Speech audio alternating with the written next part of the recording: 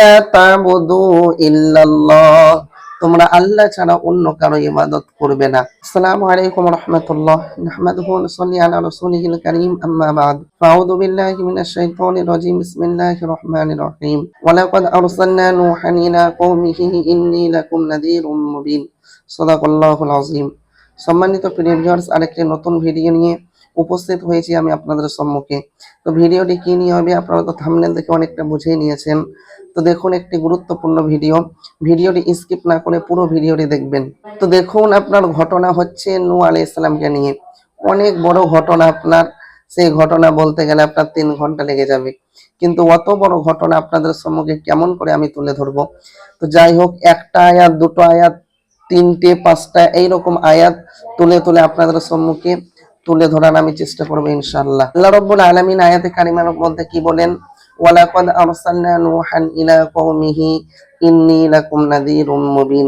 আল্লাহ রাব্বুল আলামিন বলেন, অবশ্যই আমি নূহ আলাইহিস সালামকে তার জাতির প্রতি প্রেরণ করেছি। তিনি কি করলেন? ইন্নী লাকুম নাযীরুম মুবিন, তিনি তার জাতিকে গিয়ে বললেন, আমি হচ্ছি তোমাদের জন্য প্রকাশ্য সতর্ককারী। আমি সতর্ক করি, আমি তোমাদেরকে সতর্ক করব। কি সতর্ক করব? আল্লাহ তা'বুদু ইল্লাল্লাহ, তোমরা আল্লাহ ছাড়া অন্য কারো ইবাদত করবে না।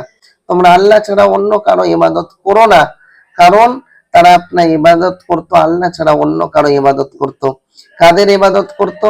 সূরা নূহের মধ্যে এসেছে আপনার 5টা ব্যক্তি ছিলেন, 5টা আল্লাহওয়ালা ব্যক্তি ছিলেন।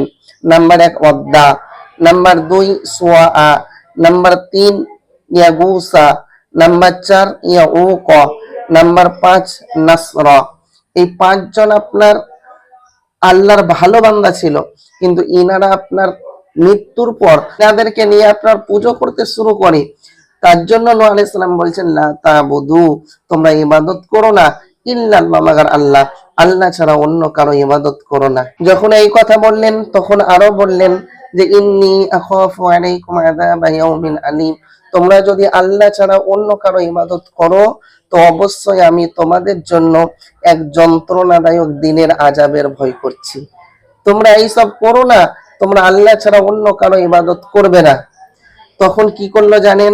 তখন আপনার যারা আপনার বড় লোক, যারা আপনার ধনী, যারা আপনার মালদার, তারা কি বলল? ফাকাল আল মালাউল লাযিনা কাফারু মিন কওমি, তারা তখন বলল যে মা নারাকা ইল্লা বাশারাম মিথলানা, আমি তো দেখছি আমাদের মতনই তুমি একজন মানুষ। তাদের কথা হচ্ছে যে একজন নবী হবে সে তো মানুষ হবে না, সে তো ফেরেশতা হবে বা অন্য কিছু হবে, সে মানুষ হয়ে নবী কেন হতে পারে? আল্লাহ কি করে তাদেরকে আপনার বোঝাবেন যে একজন যদি ফেরেশতা হয়ে নবী হয়ে আসেন, ফেরেশতাদের পায়খানা নেই, ফেরেশতাদের পেচ্ছাব নেই, ফেরেশতাদের আপনার সহবাস নেই, ফেরেশতাদের আপনার শরীরের চাহিদা নেই, কিচ্ছু নেই, তাহলে সেই নিয়মগুলো আপনাকে কে শিখাবে? এইটা তো তাদের জ্ঞান করা উচিত, কিন্তু তারা আপনার জ্ঞানহীন, এইটা আপনার জ্ঞান করেনি। তারা বলছে যে তুমি তো মানুষ, আমাদের মতনই মানুষ, তো তোমাকে কিভাবে আমরা নবী বলে মানবো? আর তারা আরো বলল, ওয়ামা নারাকা তামাআকা ইল্লাল্লাযীনা হুম আরাদিলুনা বাদিয়া রাই, আর আমাদের মধ্যে যারা ইতর, যারা স্থল, যারা বুদ্ধি সম্পন্ন, তারা ব্যতীত অন্য কাউকে তো তোমার ঈমান আনতে দেখি না। আপনার তিনি 950 বছর দাওয়াত দিয়েছিলেন, তার মধ্যে আপনার ঈমান এনেছিলেন 80 থেকে 82 জন, বাকি কেউ আপনার ঈমান আনেনি। যখন এই কথা হলো, এই কথা যখন তারা বলল, আরো তারা বলল যে কি বলল? ওয়ামা নারা লাকুম আলাইনা মিন ফাদল, আমাদের থেকে তোমাদের মধ্যে কিছু প্রাধান্য দেখি না, যে আমাদের থেকে তোমরা মালদার বেশি, আমাদের থেকে তোমরা বেশি, তোমাদের সম্মান কিছুই আমরা দেখি না।